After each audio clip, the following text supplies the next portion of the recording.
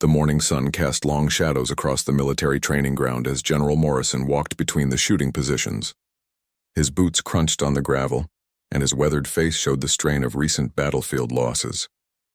The enemy had been picking off his soldiers from impossible distances, and traditional military training wasn't enough anymore. "We need someone who can make the shot that matters," he had told his staff the night before. "Someone who can reach out and touch targets at distances that seem impossible." The general had called for volunteers from 3 different military bases. Word had spread quickly through the ranks about an unusual challenge. Anyone who thought they had exceptional shooting skills was invited to try for a position in a new special operations unit. The prize was simple but appealing: a significant bonus, advanced training, and the chance to serve in an elite team. Sarah Chen sat quietly in the corner of the briefing room, her small frame almost lost among the dozens of larger soldiers who had answered the call. She had been in the military for 8 years, working mostly in communications and logistics. Most people didn't even know she could shoot, let alone that she had grown up on a ranch where putting food on the table sometimes meant making difficult shots at moving targets. Her father had been a patient teacher. "Shooting isn't about strength, Sarah," he would say as they hunted together in the mountains of Montana. "It's about understanding the wind, the temperature, the way light plays tricks on your eyes. It's about becoming one with the rifle and trusting your instincts." Those lessons had started when she was 12 years old. By the time she left for college, she could consistently hit targets that experienced hunters missed. But she had never told anyone in the military about these skills. There had never been a reason to mention them, and she preferred to keep her personal life separate from her service record. The other volunteers were exactly what anyone would expect: tall, muscular men with confident expressions and impressive service records. Many had served as designated marksmen in their units. Some had attended advanced sniper schools. They talked loudly about their best shots, comparing stories and boasting about their equipment preferences. "I can put 3 rounds through the same hole at 800 meters, announced Sergeant Rodriguez, a veteran with arms covered in tattoos. "Been doing this for 15 years. Corporal Jenkins nodded in agreement. "My personal best is 1-200 meters. Hit a watermelon-sized target on the first try. The key is understanding your equipment and having steady hands." Sarah listened to their conversations without contributing. She had learned long ago that actions spoke louder than words, especially when it came to shooting. Her grandfather, a veteran of 3 wars, had always told her that the most dangerous shooters were often the quietest ones. General Morrison entered the room, and the chatter immediately stopped. He was a legend in military circles, known for his straight talk and high standards. His gray hair was perfectly groomed, but his eyes showed the weight of command and recent losses in the field. "Ladies and gentlemen," he began, his voice carrying easily through the room, "we have a problem. The enemy has snipers who are making shots at distances we previously thought impossible. Our soldiers are dying because we cannot respond in kind. This is not acceptable." He paused, looking around the room at each volunteer. "Today we will find out who among you has the skills to join a new unit designed specifically to counter this threat. The test is simple in concept but difficult in execution. You will attempt to hit a target at 4,000 meters. Several soldiers shifted uncomfortably in their seats. 4,000 meters was more than double the distance of most sniper training. It was the kind of shot that required not just skill but luck and perfect conditions. "That's over 2 miles, whispered Private Thompson. "I've never even attempted anything close to that distance." The general continued, "You will each get 1 shot. We have 13 volunteers, so we will have 13 attempts. The target is a steel plate measuring 18 inches by 18 inches. Weather conditions are good today with minimal wind. The rifle is a specially modified system designed for extreme long-range work." Sarah felt her heart rate increase, but not from nervousness. It was the same feeling she had experienced as a child when her father would point to a distant ridge and challenge her to hit a target that seemed impossibly far away. It was excitement mixed with focus, the feeling of a puzzle waiting to be solved. "The successful candidate will receive immediate promotion, a substantial bonus and assignment to our new counter-sniper operations unit," General Morrison announced. "This unit will deploy within 30 days to areas where our forces are currently taking casualties from long-range enemy fire." He looked around the room one more time. "Any questions before we begin?" Sergeant Rodriguez raised his hand. "Sir, what kind of scope are we working with? And what's the ammunition specification?" "You'll receive a full briefing on the equipment when we reach the firing line," the general replied. "The rifle system is state-of-the-art, designed specifically for extreme long-range work. The ammunition is match-grade, specially loaded for consistency." As they prepared to move to the range, Sarah noticed that some of the volunteers were already discussing backup plans. The distance seemed to have shaken their confidence. She remained quiet, running through mental calculations about wind drift, bullet drop, and the Coriolis effect that would influence a shot at such extreme range. The walk to the firing position took 10 minutes. The range had been specially prepared for this test, with the target positioned on a distant ridge that was barely visible to the naked eye. Even with binoculars, the steel plate appeared as a tiny speck against the hillside. "This is impossible," muttered one of the volunteers. "Nobody can make this shot consistently." Sarah studied the terrain, noting the way heat waves shimmered in the distance and the gentle movement of grass that indicated wind patterns. Her father had taught her to read these signs, to understand how environmental factors would affect a bullet's flight path over extreme distances. The general's challenge had begun, and 12 confident soldiers would soon discover that sometimes the impossible shot requires more than just confidence and experience. The rifle system was unlike anything most of the volunteers had ever seen. It was a custom-built platform weighing nearly 40 pounds, with a barrel so long it required a bipod and rear support to handle properly. The scope was a masterpiece of engineering, capable of magnification levels that made distant objects appear close enough to touch. "This is a 408 CHATAC system," explained Master Sergeant Williams, the range instructor. "Muzzle velocity is approximately 3,000 feet per second. At 4,000 meters, you're looking at a flight time of nearly 6 seconds. The bullet will drop approximately 400 feet from the line of sight." Several volunteers visibly gulped at these numbers. The physics of extreme long-range shooting were working against them in every possible way. Not only did they have to account for massive bullet drop, but also wind drift that could push the projectile several feet off target, and even the rotation of the earth itself. Sergeant Rodriguez stepped up to take the first shot. His confidence from the briefing room had diminished somewhat, but he approached the rifle with the professionalism of an experienced soldier. He spent several minutes adjusting the scope and studying the target through binoculars. "Wind is approximately 5 miles per hour from the left," he announced, more to himself than to the observers. "Temperature is 72 degrees. Humidity feels moderate."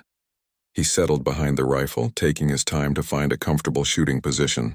The other volunteers watched in silence as he worked through his pre-shot routine. Finally, he squeezed the trigger. The massive rifle roared, sending a shockwave through the air. Everyone turned to watch the distant hillside, waiting for the impact. After what seemed like an eternity, they heard the faint sound of the bullet striking dirt, well short of the target. "Miss," called the spotter through his high-powered scope. "Impact approximately 200 meters short and 50 meters left."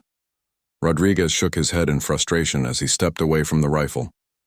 "I've never shot at anything close to this distance. The bullet drop is insane." Corporal Jenkins took the second attempt. He had been studying Rodriguez's miss and tried to compensate by aiming much higher. His shot sailed over the target entirely, disappearing into the hillside beyond. "Miss high," reported the spotter. "No visible impact." One by one, the volunteers attempted the impossible shot. Private Thompson's bullet struck a rock formation 300 meters to the right of the target. Staff Sergeant Miller's round hit the base of the hill well short of the mark. Specialist Garcia managed to get his shot into the general area of the target, but still missed by a significant margin.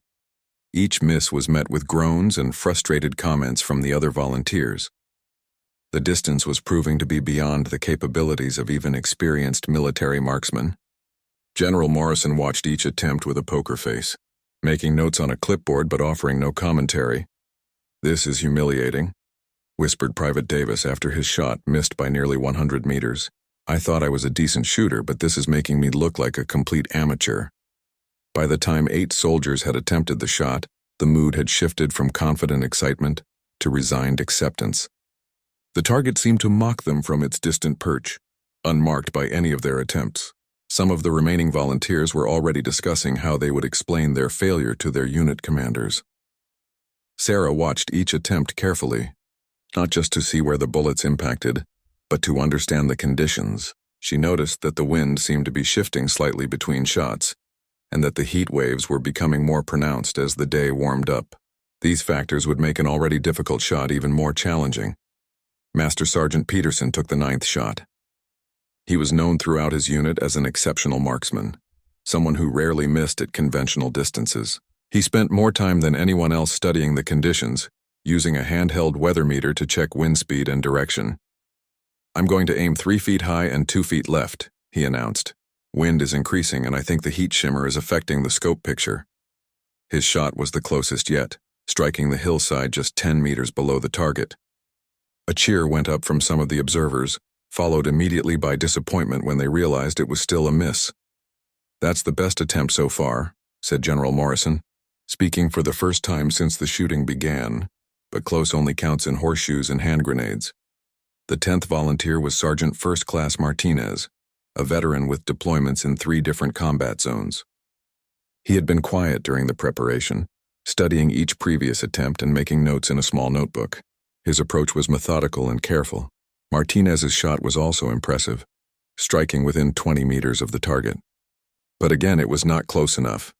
The steel plate remained untouched and only 3 volunteers remained. Private First Class Anderson stepped up for the 11th attempt. He was younger than most of the others, with less experience but obvious enthusiasm. He had been taking detailed notes about each previous shot, trying to learn from every miss. "I think everyone is overcompensating for the wind," he said as he settled behind the rifle. "The last 2 shots were close, but they were both low. I'm going to aim higher than Peterson did." His shot was well placed for elevation, but the wind caught it and pushed it wide to the right. Another miss, but an educated one that showed he was learning from the previous attempts. Sergeant Walsh took the 12th shot.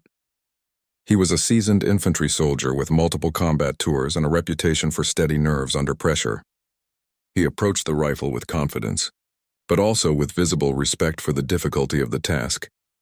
"This is the kind of shot that separates the professionals from the wannabes," he said as he began his preparation. "Either you can make it or you can't. No amount of excuses will change the result." His shot was technically sound with good form and follow-through. The bullet struck the hillside near the target area, but still missed the steel plate by several meters. He stood up from the rifle, shaking his head, clearly frustrated by his failure. 12 misses, General Morrison announced, 1 shot remaining. All eyes turned to Sarah Chen, the quiet communications specialist who had said almost nothing during the entire morning. She was smaller than every other volunteer, and her service record showed no special marksmanship training or sniper school attendance. Some of the other soldiers looked puzzled about why she had even volunteered for the challenge. "Ma'am," said Master Sergeant Williams, "you're up. Same rules apply, 1 shot, 1 chance." Sarah nodded and walked toward the rifle position. She had been watching and learning from every previous attempt, but more importantly, she had been reading the conditions with skills learned during countless hunting trips with her father. The wind patterns, the heat shimmer, the way shadows fell across the distant ridge. Everything told a story about how a bullet would behave during its long flight to the target. As she approached the massive rifle, Sarah felt the weight of expectation from the 12 soldiers who had failed before her. But she also felt something else, the quiet confidence that comes from understanding your environment and trusting your training, even when that training came from a ranch in Montana rather than a military academy. Sarah knelt behind the massive rifle and immediately felt the difference between this weapon and the hunting rifles of her youth. The weight was distributed differently. The trigger felt alien under her finger and the scope was more complex than anything she had used before. But the fundamentals remained the same: breath control, trigger squeeze, and reading the environment. She spent several minutes simply looking through the scope, not at the target, but at the landscape between her position and the distant ridge. The heat waves were dancing differently now than they had been during the earlier shots. The wind had shifted slightly, and she could see grass moving in patterns that suggested swirling air currents. "Take your time," said Master Sergeant Williams. "But remember, you only get 1 shot." The other volunteers watched with a mixture of curiosity and skepticism. Most of them were already mentally preparing for the general's announcement that the test had been unsuccessful. After 12 consecutive misses by experienced soldiers, few expected the quiet communications specialist to succeed where they had failed. Sarah adjusted the rifle's position slightly, moving it just a fraction of an inch to find a more stable rest. Her father had taught her that the rifle should feel like an extension of her body, not a separate tool that she was fighting against. She worked to find that feeling of unity between herself and the weapon. "What's she doing differently?" whispered Sergeant Rodriguez to Corporal Jenkins. "She's taking longer than anyone else, but she doesn't seem to be making any major adjustments." Jenkins shrugged. "Maybe she's just nervous. This is probably the biggest rifle she's ever seen, let alone fired." They were wrong about her nervousness, but right about her methodical approach being different. While the other volunteers had focused primarily on the mechanics of the shot, scope settings, wind calculations, and bullet drop, Sarah was trying to feel the rhythm of the environment. She was waiting for a moment when all the variables would align. Her breathing slowed as she settled deeper into the shooting position. Through the scope, the target appeared as a distant speck, barely distinguishable from the surrounding rocks and vegetation. The magnification was so high that her natural body movement caused the crosshairs to dance wildly across the landscape. She closed her eyes for a moment, remembering a particular hunt when she was 16 years old. A wounded elk had escaped into rough terrain, and tracking it had taken most of the day. When they finally found it, the animal was more than 800 yards away, standing on a ridge that seemed impossibly distant. "That's too far, Sarah," her father had said. "We should try to get closer." But she had seen something in the way the wind was moving and the angle of the late afternoon light that told her the shot was possible. Against her father's advice, she had taken the shot and made a clean kill. It was the moment she had realized that successful long-range shooting was more art than science. Opening her eyes, Sarah looked through the scope again. The target was still there, unchanged and untouched by the previous 12 attempts. But something in the environment had shifted. The heat waves had steadied, the wind had calmed to a gentle consistency, and the light was hitting the distant ridge at an angle that eliminated most of the glare. She made a small adjustment to the scope, raising the point of aim significantly higher than what most of the previous shooters had used. Her calculations were based not just on the ballistic data she had heard earlier, but on subtle visual cues that suggested the bullet would need to follow a higher arc to reach the target. "She's aiming way too high," observed Private Thompson. "The last two shots that were close were both low, and she's aiming even higher than the ones that went over the target." General Morrison said nothing, but he was watching Sarah's preparation with more interest than he had shown for any of the previous attempts. Something about her methodical approach and complete calm suggested a level of experience that didn't match her military record. Sarah's finger found the trigger and began applying pressure gradually. Her breathing had synchronized with the natural rhythm of the wind, and she waited for the moment between heartbeats when her body would be completely still. This was the moment her father had taught her to recognize, when everything aligned and the shot became inevitable rather than hoped for. The trigger broke cleanly. Surprising her slightly despite her preparation, the massive rifle roared and kicked against her shoulder, but she maintained her position behind the scope, watching for the impact. The other volunteers had all looked away from their scopes after firing, but Sarah knew that following through meant seeing where the bullet went. The flight time seemed endless. 6 seconds is brief in normal conversation, but when waiting to see if a bullet will strike a distant target, it feels like an eternity. Sarah watched through the scope as heat waves and atmospheric distortion made the distant hillside shimmer like a mirage. Then she saw it. A small puff of dust and debris, followed immediately by the distinctive spark of metal on metal. The bullet had found the steel plate, striking it slightly off-center but clearly hitting the target. The sound of the impact reached them several seconds later, a faint metallic ring that confirmed what the scope had already revealed. For a moment, nobody spoke. The silence stretched as everyone processed what they had just witnessed. After 12 consecutive misses by experienced marksmen, the quiet woman had succeeded on her first attempt. "Holy shit," whispered Sergeant Rodriguez, immediately looking embarrassed for speaking in front of the general. Master Sergeant Williams was looking through his spotting scope, confirming what everyone hoped they had seen. "Impact on target," he announced officially. "Clean hit on the steel plate." The other volunteers erupted in a mixture of cheers and disbelief. Some of them rushed forward to congratulate Sarah, while others simply stared at the distant ridge where their bullets had missed the mark. The impossible shot had been made, but not by any of the soldiers they would have expected. General Morrison walked over to where Sarah was still lying behind the rifle. She had finally moved away from the scope and was sitting up, looking slightly dazed by what had just happened. Outstanding shooting.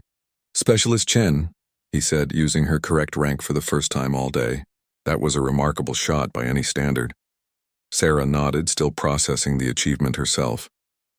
Thank you, sir. The conditions were just right for that moment.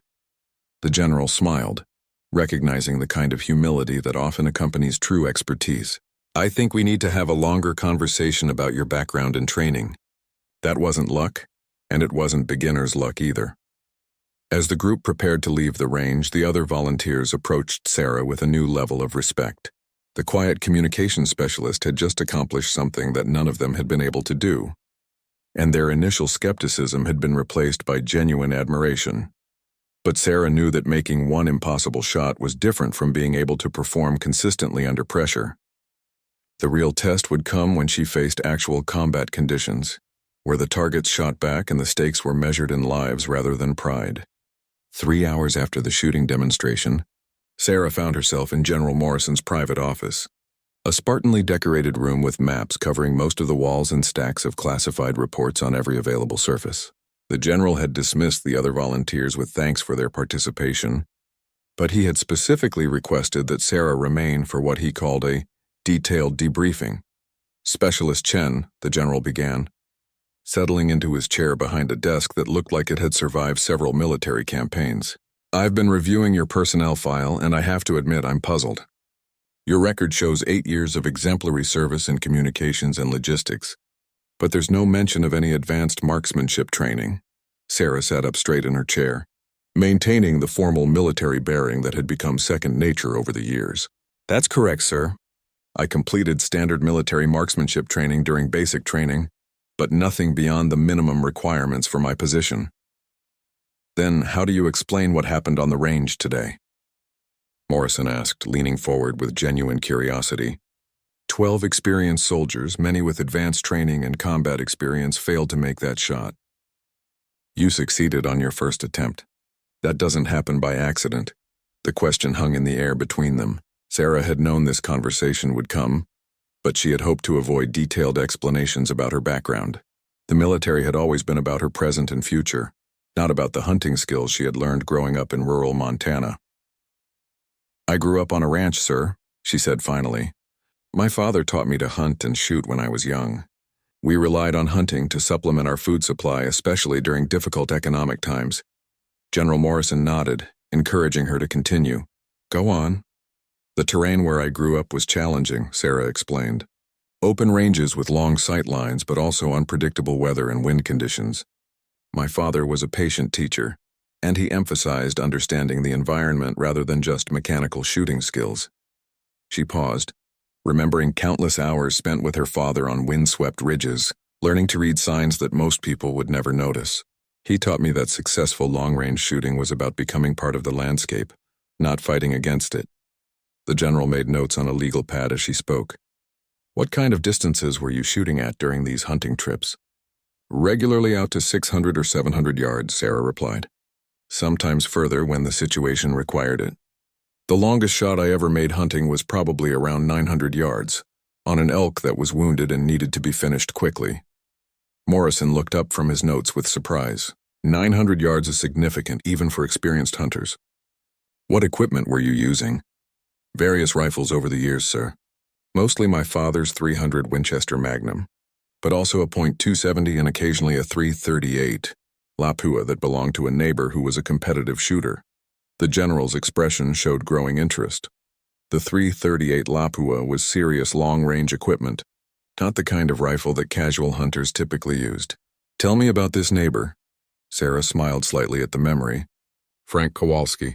He was a retired Marine Corps sniper who had served in Vietnam and later worked as a civilian contractor teaching marksmanship. He moved to our area after he retired and became friends with my father. Frank started taking me to long-range shooting competitions when I was in high school. Competitions? Morrison asked. What kind of competitions? Precision rifle matches mostly, Sarah explained. Events where shooters attempt targets at various distances, usually 600 to 1,200 yards. I did well enough to win some local events and place respectably in regional competitions. The general set down his pen and leaned back in his chair. The picture was becoming clearer. This wasn't a case of beginner's luck or natural talent alone. Sarah had years of specialized training and competitive experience that simply hadn't appeared in her military records because it predated her service. "Why didn't you mention any of this when you enlisted?" he asked. "Those skills would have been valuable to the military." Sarah considered her answer carefully. "Honestly, sir, I wanted to do something different with my military career. I had spent my entire childhood and adolescence focused on shooting and hunting. When I joined the military, I was interested in communications and technology. I wanted to expand my skill set rather than just continue doing what I already knew." Morrison nodded, understanding the desire for personal growth and new challenges. "But you volunteered for today's test. What changed your mind?" "The opportunity seemed too important to pass up," Sarah replied. "If our soldiers are being killed by enemy snipers and I have skills that might help save lives, then I have an obligation to use those skills." The general appreciated her straightforward answer. In his experience, the best soldiers were often those who volunteered for dangerous assignments out of a sense of duty rather than personal glory. "I need to ask you some technical questions about today's shot," Morrison continued. "Walk me through your thought process from the moment you got behind the rifle." Sarah took a moment to organize her thoughts. "The first thing I noticed was that the environmental conditions were changing throughout the morning. The wind patterns were shifting, and the heat waves were becoming more pronounced as the day warmed up. Most of the previous shooters seemed to be using static calculations based on the conditions at the beginning of their shot sequence. But you waited for something specific?" "Yes, sir. I was waiting for a moment when the wind would be consistent and the heat distortion would be minimal. I also noticed that the angle of the sun was creating some glare issues that were affecting the scope picture. When that angle changed slightly, it eliminated most of the glare problem." Morrison was impressed by her environmental awareness. Many trained snipers focused so heavily on mechanical precision that they overlooked the natural factors that could influence a shot. "What about your point of aim?" he asked. "Several observers noted that you were aiming significantly higher than the previous shooters." "The previous shots that came closest were still hitting low," Sarah explained. "I think most of the shooters were underestimating the bullet drop at that distance. I also suspected that the air density was different than what the ballistic calculators were predicting, probably due to altitude and humidity factors." "So you made an educated guess?" "More like an educated adjustment based on observing the previous impacts," Sarah corrected. "In hunting situations, you often don't get multiple chances to observe misses and make corrections. But today's format allowed me to learn from 12 previous attempts." General Morrison closed her personnel file and looked directly at her. "Specialist Chen, I'm going to be frank with you. We have a serious problem in the field. And based on what I've seen today and what you've told me about your background, I believe you might be part of the solution." Sarah felt her pulse quicken. This conversation was moving toward an assignment that would dramatically change her military career. "Our intelligence reports indicate that enemy forces have deployed snipers capable of making kills at distances exceeding 3,000 meters, the general continued. "We've lost 17 soldiers to long-range sniper fire in the past month, and our current counter-sniper capabilities are inadequate." He paused, letting the gravity of the situation sink in. "I'm prepared to offer you immediate assignment to a new special operations unit, focused specifically on counter-sniper operations. The assignment would involve deployment to active combat zones within 30 days. Sarah felt the weight of the decision before her. Accepting would mean leaving behind 8 years of communications work and stepping into a role where her primary responsibility would be taking human lives at extreme distances. But it would also mean potentially saving the lives of fellow soldiers who were currently dying because of her unique skills. Sarah accepted the assignment that afternoon, and within 48 hours found herself at a classified training facility in the mountains of Colorado. The compound was unlike any military base she had ever seen. Small, isolated, and clearly designed for specialized operations rather than large-scale training. Her new unit consisted of only 6 people: herself, 2 other snipers who had been recalled from different combat zones, a spotter with extensive battlefield experience, a communications specialist, and their team leader, Major Patricia Reeves. Major Reeves was a legend in special operations circles, with deployments in conflicts that were still classified years later. "Welcome to Task Force Longshot," Major Reeves said during Sarah's first briefing. Our mission is simple in concept but difficult in execution. We identify and eliminate enemy snipers who are operating at extreme ranges. The enemy has developed new tactics and equipment that are beyond the capabilities of conventional military responses. The briefing room walls were covered with photographs and intelligence reports that painted a disturbing picture. Enemy snipers were using advanced rifles and ammunition to make kills at distances that had previously been considered impossible. They were targeting officers, communications personnel, and key equipment operators from positions so far away that conventional counter-sniper tactics were ineffective. The enemy sniper we're primarily concerned with has been designated Ghost, Major Reeves continued. Intelligence suggests this individual has been responsible for at least 12 confirmed kills over the past 6 weeks, all at distances exceeding 3,000 meters. The longest confirmed kill was 3,147 meters. Sarah studied the photographs of the impact sites where Ghost's bullets had found their targets. The precision was remarkable and disturbing. Each shot had been a single-round kill, suggesting a level of skill that rivaled the best military snipers in the world. "What do we know about Ghost's equipment?" asked Sergeant Kevin Murphy, one of the recalled snipers. Murphy had been working as a counter-sniper specialist in Afghanistan when he was pulled for this assignment. Intelligence indicates a custom rifle system, probably .408 or .416 caliber, with advanced optics and possibly electronic ballistic calculation assistance, Major Reeves replied. The ammunition appears to be specially manufactured for extreme long-range work. She clicked to the next slide, showing satellite imagery of mountainous terrain. Ghost operates in this region, using the high ground to achieve maximum range and visibility. The terrain provides excellent concealment and multiple escape routes. Sarah studied the topographical features, noting the sight lines and potential shooting positions. The area was ideally suited for long-range operations, with elevated positions that commanded views of valleys and supply routes below. Our mission will be to deploy to this area and establish counter-sniper operations, Major Reeves explained. We'll work with conventional forces to provide protection for key personnel and supply convoys, but our primary objective is to locate and eliminate Ghost. The training that followed was unlike anything Sarah had experienced in 8 years of military service. The focus was entirely on extreme long-range shooting, but also on the tactical aspects of sniper versus sniper combat.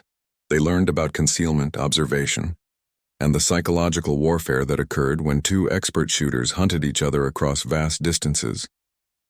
Staff Sergeant Lisa Park, their spotter, became Sarah's primary partner. Park had served 3 combat tours as a sniper herself, before transitioning to spotting duties, and her experience in reading terrain and environmental conditions was extraordinary. The key to successful counter-sniper work is patience, Park explained during one of their training sessions. You might spend days or even weeks waiting for a single shot opportunity. The enemy sniper has the advantage of choosing when and where to engage. We have to be ready to respond instantly when that opportunity presents itself. They practiced shooting at distances that pushed the limits of their equipment. The rifle systems they would use in combat were even more advanced than the ones Sarah had used during her initial test. The optics were works of art, capable of gathering light and providing clarity at ranges that seemed impossible. Your longest shot during the initial test was 4,000 meters, said Master Sergeant Williams, who had been assigned as their lead firearms instructor. In the field, you may need to engage targets at even greater distances. We're going to push you to 4,500 meters and possibly beyond. The physics of such extreme long-range shooting were staggering. At 4,500 meters, the bullet flight time was more than 7 seconds. Environmental factors that were negligible at shorter ranges became critical variables that could mean the difference between a hit and a miss by hundreds of meters. Sarah found herself challenged in ways she had never anticipated. The hunting skills from her youth provided an excellent foundation, but combat shooting introduced variables that hunting had never prepared her for. The enemy would be actively trying to locate and kill her, changing the entire psychological dynamic of the engagement. Remember, Ghost knows we're coming, Major Reeves reminded them during a tactical briefing. Intelligence reports suggest that enemy forces are aware of our unit's formation and general mission. They may be preparing specific countermeasures. The psychological pressure was intensified by the stakes involved. Sarah was no longer shooting at steel targets or hunting animals for food. Every shot she might take in combat would involve taking a human life, and every shot she missed might result in the death of fellow soldiers. Training concluded after 2 intensive weeks, and the team received their deployment orders. They would be inserted into the combat zone within 72 hours, establishing a forward operating position in the mountains where Ghost had been most active. The night before deployment, Sarah called her father from a secure phone at the base. She couldn't discuss the specifics of her mission, but she wanted to hear his voice before heading into combat. "I'm proud of you, Sarah," he said, after she explained that she was being deployed on a special assignment. "Those skills we developed hunting together are going to serve you well. Remember what I always told you about patience and reading the environment?" "I remember, Dad. Wait for the right moment and trust your instincts." "That's right. And remember that shooting is only part of what makes someone successful in difficult situations. The mental game is just as important as the physical skills." After the call, Sarah spent time reviewing her gear and mental preparations. Her rifle case contained a weapon system worth more than most people's cars. Precision equipment designed to deliver fatal accuracy at distances that challenged the laws of physics. But more importantly, she carried the responsibility of protecting fellow soldiers from an enemy sniper, whose skills had already proven deadly. The quiet communications specialist who had volunteered for a shooting test was about to become a combat sniper, hunting one of the most dangerous adversaries in the world. The deployment would test everything she had learned, both in her childhood hunting with her father and in the intensive military training she had just completed. Success would save lives and eliminate a significant threat to military operations. Failure would likely result in more soldiers dying from impossible long-range shots, and possibly her own death in a duel fought across miles of mountainous terrain. Major Reeves gathered the team for their final briefing before departure. Intelligence reports indicate that Ghost may be planning a major operation within the next week. Several high-value targets are scheduled to move through the area, and the enemy has been conducting reconnaissance that suggests they're preparing for multiple long-range engagements. The mission was clear: locate Ghost before he could strike again, and eliminate him with a single, precise shot across a distance that would test the absolute limits of human marksmanship skills. The insertion into the combat zone happened at 300 hours on a moonless night, with the team being dropped by helicopter 8 kilometers from their intended operating area. They would have to hike through difficult terrain carrying equipment that weighed more than 80 pounds per person, all while maintaining operational security in territory where enemy forces could be anywhere. Sarah adjusted her pack as they began the trek through rocky, mountainous terrain. The rifle case alone weighed 35 pounds, and her additional gear included specialized optics, ammunition, communication equipment, and survival supplies for an extended mission. Every piece of equipment had been selected for maximum effectiveness at minimum weight, but the total load was still substantial. Staff Sergeant Park moved beside her, carrying the spotting equipment and range-finding gear that would be essential for target identification and environmental analysis. The bond between sniper and spotter was critical for mission success, and they had developed an effective working relationship during their intensive training period. Ghost's last confirmed position was in this valley system, Park whispered, pointing to a map marked with infrared visible symbols. Intelligence suggests he's been using multiple shooting positions, probably moving between them to avoid detection. The terrain was ideal for long-range shooting, but extremely challenging for movement. Rocky ridges provided excellent sight lines, but also created natural choke points where the team would be vulnerable to observation. Every movement had to be carefully planned to avoid silhouetting themselves against the skyline. Major Reeves had positioned the other team members in supporting roles. Sergeant Murphy and his spotter would establish overwatch positions covering the most likely approach routes, while the communications specialist would maintain contact with headquarters and coordinate with conventional forces in the area. After 4 hours of careful movement, Sarah and Park reached their primary observation position on a ridge that commanded a view of the valley where Ghost had been most active.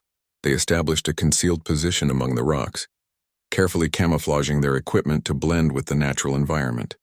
"Visibility is excellent," Park observed, studying the valley through high-powered optics. "We can see potential shooting positions out to 6,000 meters. If Ghost is operating in this area, we should be able to spot muzzle flashes or movement." They settled into what would become a waiting game that could last days or weeks. Counter-sniper operations required extraordinary patience since the enemy sniper had the advantage of choosing when and where to reveal himself. Sarah and Park would have to maintain constant vigilance, ready to respond instantly when an opportunity presented itself. The first day passed without any sign of enemy activity. They observed routine military traffic in the valley below, supply convoys, patrol movements, and helicopter flights that followed predictable patterns. These were exactly the types of targets that Ghost had been engaging, but no shots were fired. "He's waiting for something specific," Park concluded during one of their whispered conferences. "Maybe a high-value target or perhaps better weather conditions." The weather was indeed a factor. Wind patterns in the mountainous terrain were unpredictable, and thermal effects from the sun-heated rocks created air currents that would affect bullet trajectory at extreme ranges. Professional snipers understood these conditions and waited for optimal moments to engage. On the second day, intelligence reports indicated that a convoy carrying senior officers would be transiting the valley in the afternoon. This was exactly the type of target that Ghost had previously engaged, and all signs pointed to a high probability of enemy activity. Sarah and Park intensified their observation efforts, systematically scanning potential shooting positions where an enemy sniper might establish himself. The distances involved were staggering. They were looking for a human-sized target across ranges that made visual identification nearly impossible, even with the best available optics. Movement. 11 o'clock, approximately 4,200 meters, Park whispered urgently. "I've got something that doesn't look natural near that rocky outcrop." Sarah shifted her rifle to the indicated direction, using her scope to examine the area Park had identified. Through the powerful optics, she could see a subtle disturbance in the natural pattern of rocks and vegetation. It was barely perceptible, but years of hunting experience had taught her to recognize when something was out of place. "I see it," she confirmed quietly. "Could be a camouflaged position, but I can't confirm a human target yet." They watched the area for 30 minutes without seeing any additional movement. Professional snipers were masters of concealment, capable of remaining motionless for hours while maintaining readiness to shoot. The suspected position was within range for both Sarah and the enemy sniper, creating a deadly standoff situation. "Convoy is approaching from the south," came the radio update from their communications specialist. "ETA to the valley floor is 15 minutes. The tension escalated immediately. If Ghost was indeed positioned where they suspected, he would soon have multiple high-value targets moving through his effective range. Sarah would have to decide whether to take a shot at a target she couldn't completely confirm, or wait for more definitive identification and risk allowing the enemy sniper to engage the convoy. "I need positive identification before I can engage," Sarah whispered to Park. "I can't shoot at a suspected position without confirming a target." Park continued her intensive observation through the spotting scope, looking for any sign that would confirm the presence of an enemy sniper. The distance and environmental conditions made positive identification extremely difficult, requiring patience and expertise to distinguish between natural terrain features and human-made camouflage. Then they saw it. A brief reflection of sunlight off glass or metal, lasting only a fraction of a second but unmistakably artificial. An optical scope was being moved in the suspected position, indicating that someone was indeed observing the valley below. "Confirmed optical signature," Park reported quietly. "Enemy sniper is in position and actively observing." Sarah adjusted her rifle, centering the crosshairs on the area where they had detected the optical reflection. The range was 4,240 meters according to Park's calculations, pushing the absolute limits of effective engagement range. Environmental conditions were marginal, with shifting wind patterns that would affect bullet trajectory. "Wind is variable, 8 to 12 miles per hour from the northeast," Park provided. "Temperature is 68 degrees, humidity approximately 40%. Atmospheric pressure is below normal due to altitude." Sarah made mental calculations based on the environmental data, adjusting her point of aim to compensate for the multiple factors that would influence the bullet's flight path. At this range, even small errors in calculation could result in misses measured in meters rather than inches. "Convoys entering the valley," came the radio update. "Multiple vehicles with senior personnel aboard." The moment of decision had arrived. Sarah could take the shot based on the limited target identification they had achieved, or wait for a better opportunity that might never come. If she missed, Ghost would certainly relocate before she could attempt a second shot. If she didn't shoot, Ghost might successfully engage the convoy, resulting in casualties among friendly forces. Through her scope, Sarah could see the convoy vehicles beginning their transit through the valley floor. They were driving through the exact area where Ghost had previously engaged similar targets, and the timing was perfect for a long-range ambush. "Take the shot," Park whispered urgently. "He's going to engage the convoy any second." Sarah's finger found the trigger as she steadied her breathing and waited for the perfect moment between heartbeats when her body would be completely still. The shot would have to be perfect, fired across a distance that represented the absolute pinnacle of precision marksmanship under combat conditions. Sarah's world narrowed to the space between the crosshairs and the distant rocky outcrop, where Ghost lay concealed.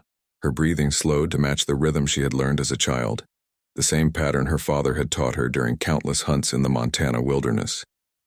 The massive rifle felt balanced despite its weight, becoming an extension of her body as she prepared for the most important shot of her life. "Wind is steadying," Park whispered, her voice barely audible.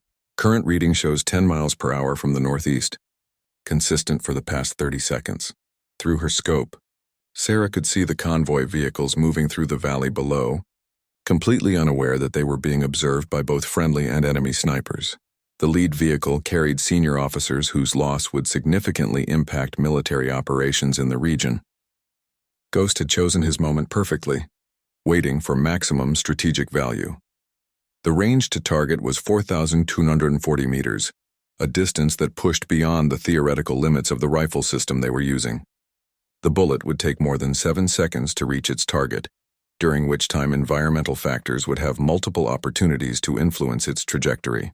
Temperature variations, air density changes, and the Earth's rotation itself would all play roles in determining whether the shot found its mark. Sarah made final micro-adjustments to her point of aim, raising the crosshairs to account for the massive bullet drop that would occur over such an extreme distance. Her calculations were based on training data, environmental measurements, and instincts developed through years of long-range shooting experience. A glint of reflected light appeared in her scope. Ghost was adjusting his own rifle, preparing to engage the convoy. Sarah realized she had seconds before the enemy sniper would take his shot, potentially killing multiple friendly personnel. "Target is preparing to fire," Park reported urgently. "You need to take the shot now." Sarah's finger applied pressure to the trigger, using the smooth, straight-back pull that had become automatic through thousands of practice repetitions. The trigger broke cleanly, surprising her slightly despite her preparation for the moment. The rifle roared and kicked against her shoulder with tremendous force, but she maintained her position behind the scope to observe the impact. The muzzle blast created a dust cloud around their position that would potentially reveal their location to enemy observers. But target confirmation was more important than immediate concealment. The bullet's flight across the mountainous terrain seemed to take forever.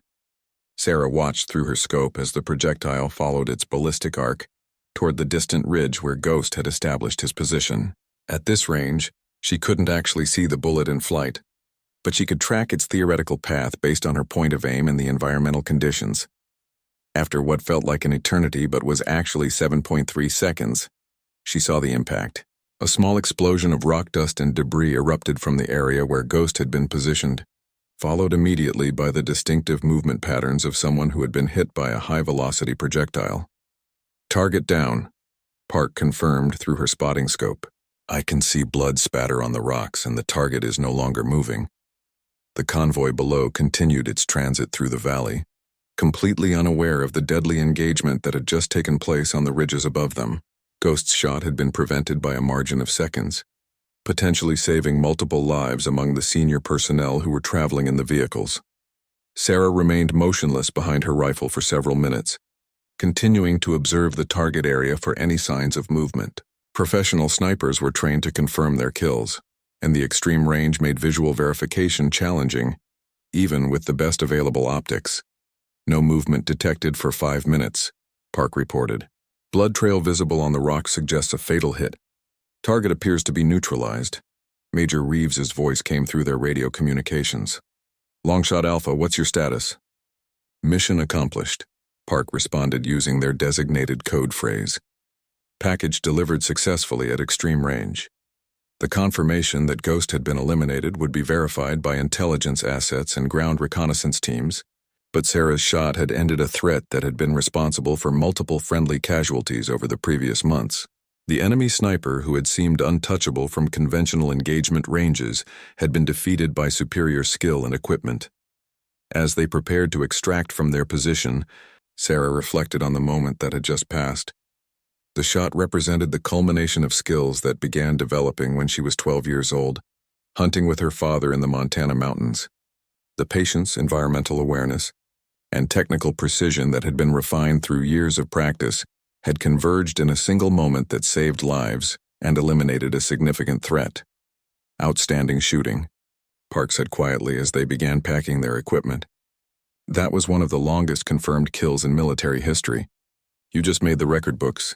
But Sarah wasn't thinking about records or recognition. She was thinking about the convoy that had safely transited the valley below, and the soldiers who would return home to their families because Ghost would never fire another shot.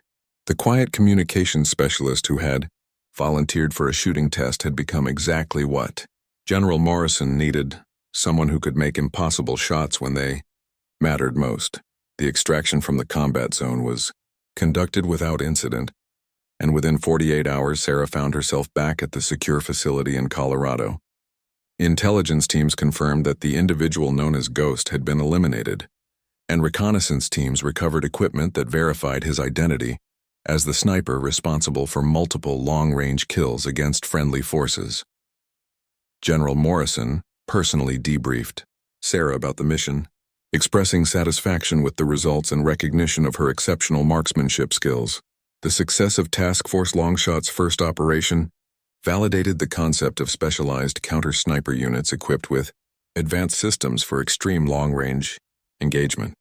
"Your shot has changed the tactical situation in that region," the general explained during their meeting. "Enemy forces have lost their most effective long-range asset, and our conventional units can operate with significantly reduced risk from sniper attacks."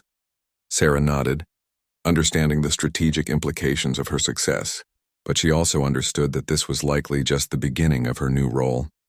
Other enemy snipers would emerge, and other impossible shots would be required to protect friendly forces operating in hostile territory. As she prepared for her next assignment, Sarah thought about the question General Morrison had asked during that first shooting demonstration. "Any snipers here?" The answer had been yes, but she had been the only one who understood that true precision shooting was about more than just mechanical accuracy. It was about patience, environmental awareness, and the ability to make one perfect shot when everything depended on it. The quiet woman who had grown up hunting in Montana had found her calling in the most demanding form of military marksmanship, where success was measured not in trophies or recognition, but in lives saved and threats eliminated across distances that seemed impossible to most people. Her father had been right about shooting being an art, rather than just a science. At 4,240 meters with multiple lives hanging in the balance, that art had proven its value in the most decisive way possible.